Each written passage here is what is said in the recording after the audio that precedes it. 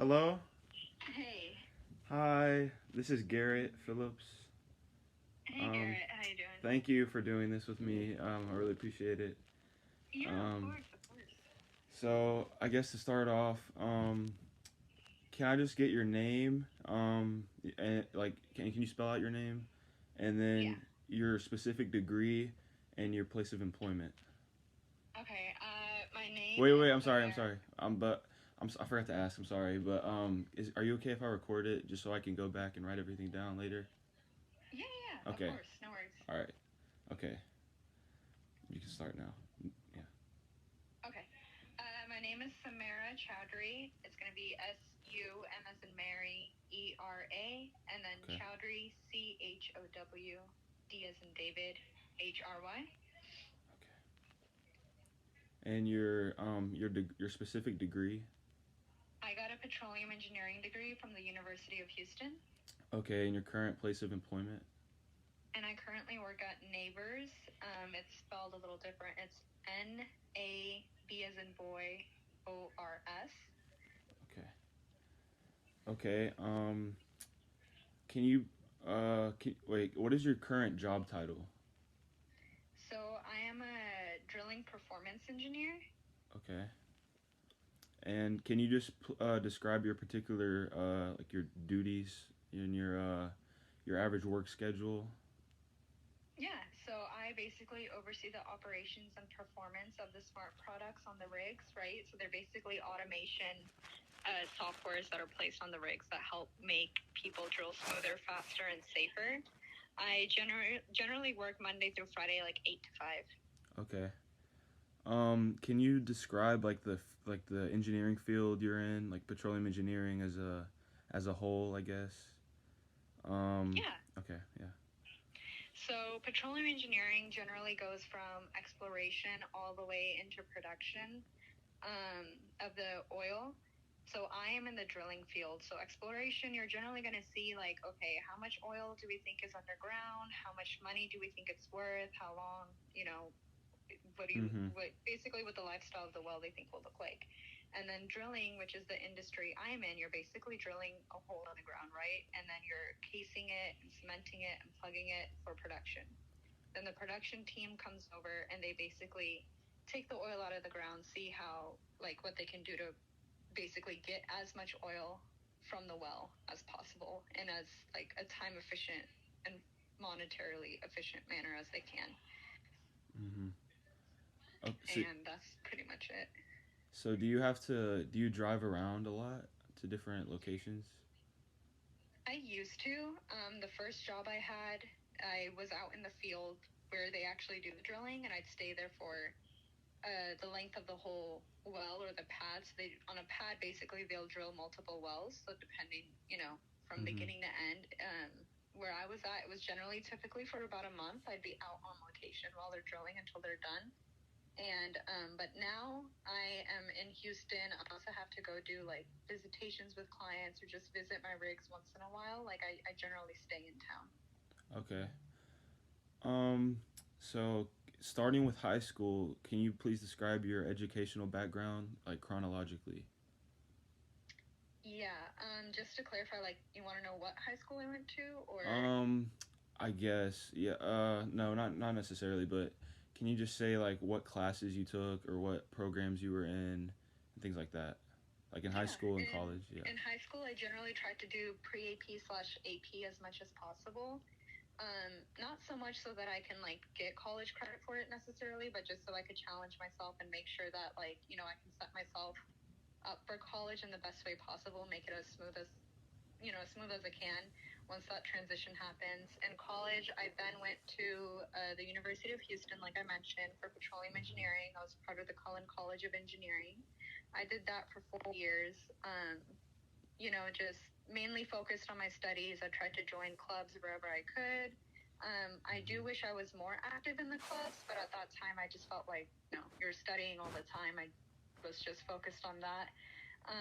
And then once I graduated, I started my career in the field. And, I did that for a couple of years. Then COVID happened. I got laid off. I was at another company before this where I was working 12-hour shifts, monitoring the rigs and seeing what's going on over Mm. there, and now I'm here. Okay. Well, that's good. Did were you in any like engineering programs or engineering clubs? Because I'm joining the engineering club at my school this year, so I was wondering if Mm-hmm. like you got any benefits if you did that or anything like that. I was not because my high school did not offer any. Mm. But like I said, I tried to do like math and stuff like that. I was in a languages academy because that's what they had at my high school. My brother was in an engineering program at his high school, and he felt like it was a huge help because they like set you all up for competition. You guys do like extracurricular stuff. He even went Mm-hmm. and took some extra engineering classes. They just weren't offering it at my high school when I went there, so I unfortunately was not able to benefit from that. Yes. Okay. Um. Let me see. Okay.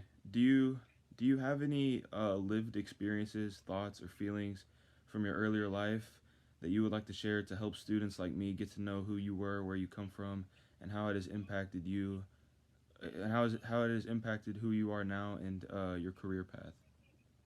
Yeah, I feel like when I went into my career, like into college especially, it was during the tank of the oil industry, Mm. and we were just kind of being told, like, I feel like they didn't really set us up realistically for what was expected. Not that I would necessarily change my path, I just feel like I would have been set up for the expectation better. So for petroleum engineering specifically, you have to go in the field now, where before it was kind of told to us that you can just go into the office and like like work an 8 to 5 job and it'll be great. But realistically, like, very few people are lucky enough to do that. But the field is kind of where you're expected to start off your career, and that can be a rough environment, right? You're in the Mm. middle of nowhere generally, where they're drilling the well, and I would be out there for like a month at a time and home for a week. So I just feel like if I had a better idea of what I was getting into, I would have been like better prepared for it, if that makes sense. Where they Mm-hmm. kind of made it sound like all like cushy and not, that just was not the picture that was painted out. You know what I mean? Mm-hmm. Um, so yeah, it's definitely a tough industry. You're gonna have to like work hard in the beginning. Long hours. It's 12 hours expected as normal. You're working 12 hours. Realistically, your day becomes like 14 hours. Um, so I feel like that would have just helped me and my peers as well. It was kind of like not told to us, so we were just surprised when that was basically. And I think when I did go in, that was kind of the change of the industry, where before it might have been easier to get an office job, an 8 to 5 right out of college, where once they were having their layoffs, they might have realized like there's a lot of inexperienced engineers that would benefit from the field, and it really does help. Like, it's not that it doesn't, it just again did Mm. not seem like, oh, this is the expected career path. Yes. Mm-hmm. So I don't know if that answers your question, but Yes, pretty much. Yes. But I was thinking, you might know of like if people have internships at companies. So are the internships like similar? Like, do you go out in the field, or if there are any? I think it just kind of depends. Some of my friends got internships in the office. The majority, like for instance, I kind of had a downstream, which is where they actually like process the oil that you get. My internship was more downstream because when I went, I guess it was a little bit of a different time period. The oil industry was tanked. Like, it just was not, they just weren't hiring. Mm. And unfortunately, they're not looking into interns if they can't even hire people for full positions. So, like, essentially, sorry, someone came in the room. So basically, like, a lot of my coworkers that got internships, some of them were in the field, some of them were like in office, but not necessarily petroleum engineering related, but still engineering to where it did benefit.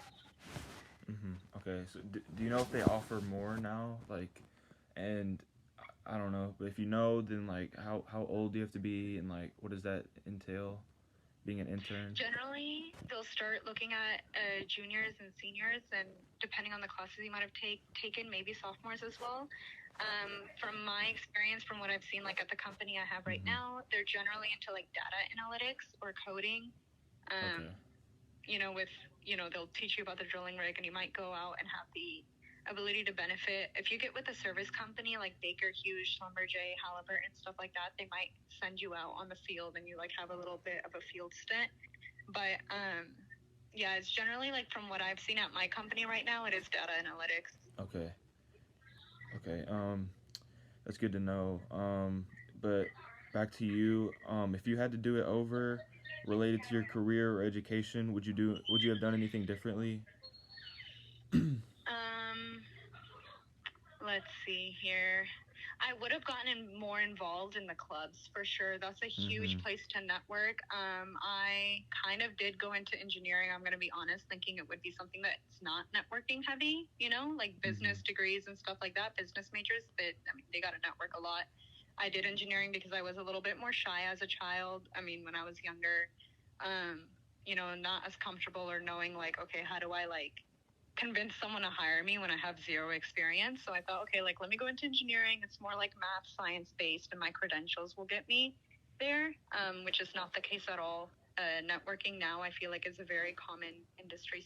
Like you have to, in any industry, you have to be networking and like getting yourself out there, going to industry events, etc.